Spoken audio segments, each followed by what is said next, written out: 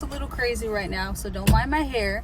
But I wanted to tell you guys, so the 6 units, I ended up getting the email that she wanted to go through with it out of all the companies that she chose me.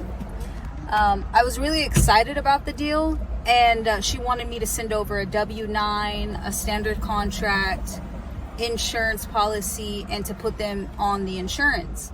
And I was like, okay, done deal. I'll have that sent to you by 1 o'clock. So I sent everything over.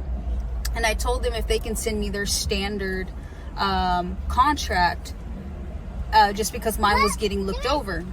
Keep in mind, I had her send me her contract to buy myself some time to look over what I wanted to add into my contract, which I use Rocket Lawyer, which will write up a contract pretty quickly for you. You just follow the prompts on what's needed, etc. But I also wanted to see what is it that she wanted me to sign on her end, which I'm glad I did.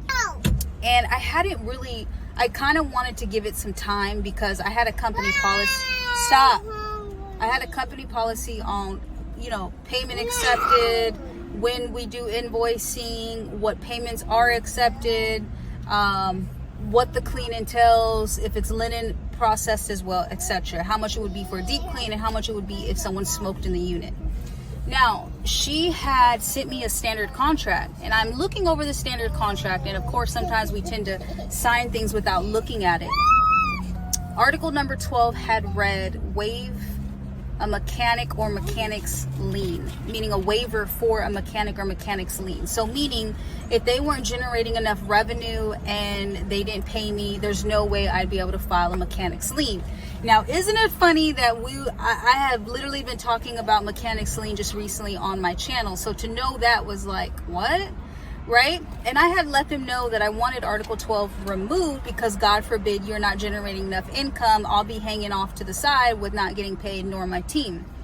So that was like a red flag for me because I've never seen that on any type of contract, not a commercial contract, not that kind of contract. And it was kind of new to me to even see a contract with Airbnb. Not to say that that doesn't happen, but it's just like really new for me. So they said that so I basically told them if Article 12 would be removed, and then also that I would like weekly payments. And I know I originally had went in saying we invoice every 2 weeks, but that was like a red flag to me. And I kept thinking, like, what if I had to go through the process of filing a mechanics lien? What if? So I thought, you know what? I can't be holding, I can't wait. And also 6 units, I have to have my contractors on that. There's no way that I can complete that myself. I would have to have my team. So with them paying my contractors every week, I just felt like weekly payouts were better. Plus, I've never had to really use weekly payout. I was hesitant. I was already feeling red flagged with the whole mechanics lien. So I told them that. And they didn't like that. They basically said, well, you originally said bi-weekly payouts. It would be a mess for accounting. That's not the way that they were going to do it.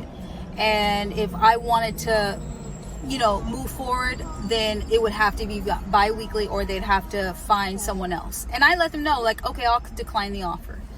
And I kind of think like, dang, am I really missing an opportunity? But I think to myself, going in and seeing that red flag was like, well, why would you put a mechanics lien?